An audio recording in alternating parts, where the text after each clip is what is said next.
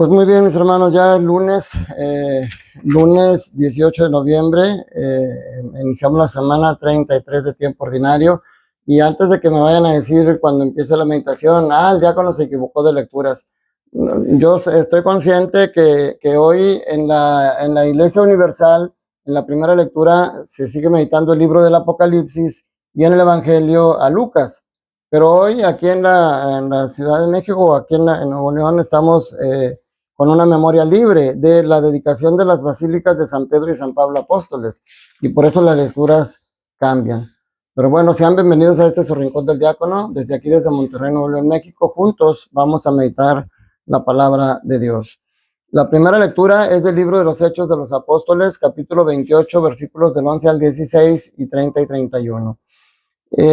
Aquí hay un mensaje más clave de todo esto, que es el no perder la fe, aún en las situaciones más difíciles. Al contrario, en ese momento no solamente hay que acrecentar nuestra fe, sino hay que predicar nuestra fe, de palabra y también con nuestras acciones.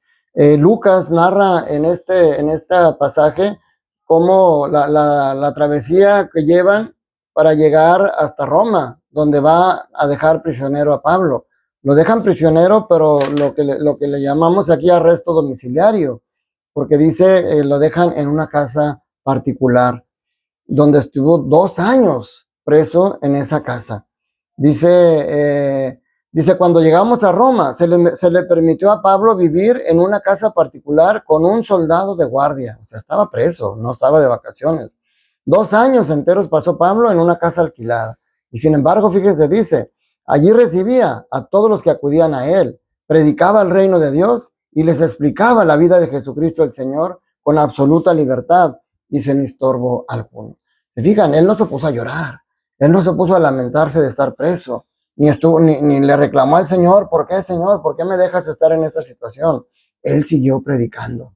Es como cuando, y algo ayer lo hubiera comentado, hablábamos del fin de los tiempos, es como cuando en el catecismo les dicen a los niños, donde está Santo Domingo Sabio, les dicen a los niños, ¿ustedes qué harían si hoy se fuera a acabar el mundo? Y los niños inmediatamente, yo me iría a confesar, yo iría a pedirle perdón a mis papás, yo iría, y empezaron a decir todo lo que harían. Y cuando le dicen a Santo Domingo Sabio, ¿y tú qué harías? Dice, yo seguiría jugando. O sea, si estás viviendo de una manera sana, inocente, justa en el sentido de santidad, no tienes por qué preocuparte por el fin del mundo. Si estás caminando de la mano de Dios, debe ser un momento de alegría, el momento que nos llamen a ese final.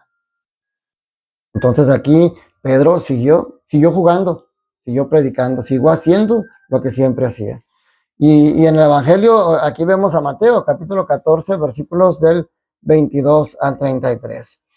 Este pasaje, hoy que es la fiesta de las basílicas de San Pedro y San Pablo, que habla de 2 templos, pero que sabemos que el verdadero templo es Cristo y que el verdadero templo es la iglesia, no los edificios, sino nosotros como miembros del cuerpo místico de Cristo, somos parte de esa iglesia.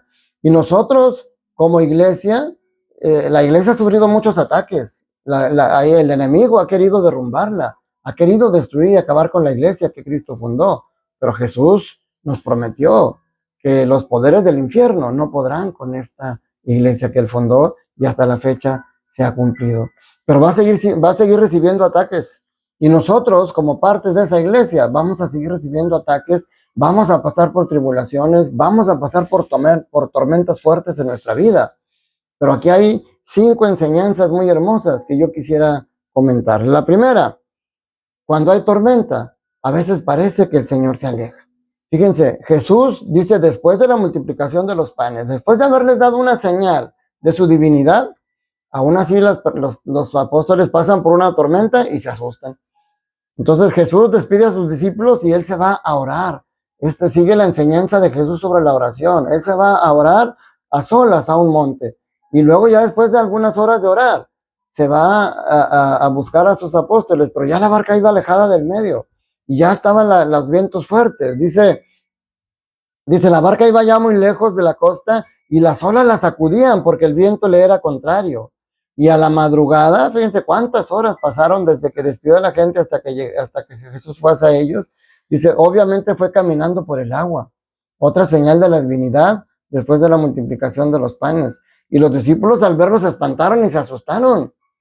Se asustaron y decían, es un fantasma, y daban gritos de terror. O sea, parece que cuando hay una tormenta, parece que Jesús los ha dejado solos.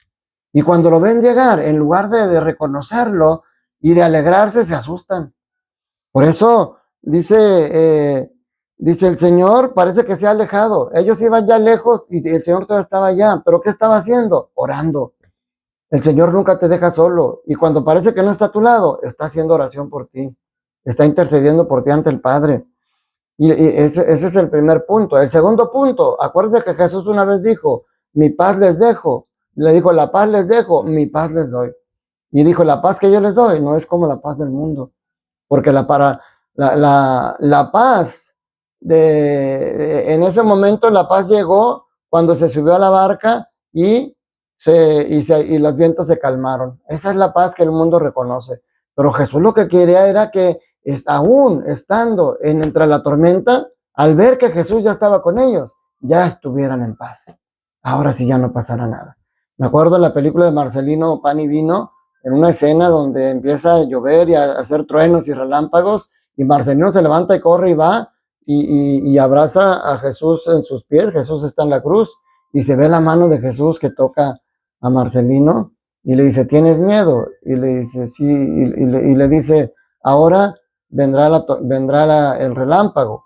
Y Marcelino dice, ahora ya no importa, ya no tengo miedo, porque estoy contigo. Ese es el mensaje, mis hermanos. El Señor, la paz que nos da, es que aún que estés en medio de la tormenta, aún ahorita que falleció un ser querido tuyo, aún ahorita que estás desempleado, aún ahorita que tienes conflictos en tu familia, ahí está el Señor. Ten confianza, no te desesperes, sigue orando y tú haz lo que tengas que hacer para resolver la situación. Y lo que esté fuera de tus manos, déjaselo a Dios y Él será cargo. La tercer punto de aprendizaje es importante. En medio de la tormenta, no dejes de mirar a Jesús. Siéntelo en tu presente y sigue mirándolo. Mira la cruz, haz oración por Él y siente la paz que Él te quiere dar. Pedro, como siempre, atrabancado, cuando lo ve caminar y le dice, no tengan miedo, soy yo. Dice, si eres tú, déjame ir a ti. Y Jesús le dice, ven. Y entonces Pedro bajó de la barca y comenzó a caminar sobre el agua hacia Jesús. Y mientras estaba viendo a Jesús, él iba caminando sobre el agua. Pero dice, pero al sentir la fuerza del viento, sintió miedo. ¿Por qué? Porque sintió la fuerza del viento, volteó a ver el mar encrespado, vio cómo se bajaban, vio cómo mojaban los pies y empezó a tener miedo. ¿Por qué? Porque dejó de mirar a Jesús y empezó a ver más la tormenta. No evadas la tormenta, pero enfréntala con Jesús a tu lado y no dejes de mirar a Jesús, no dejes de tener fe porque entonces te vas a hundir.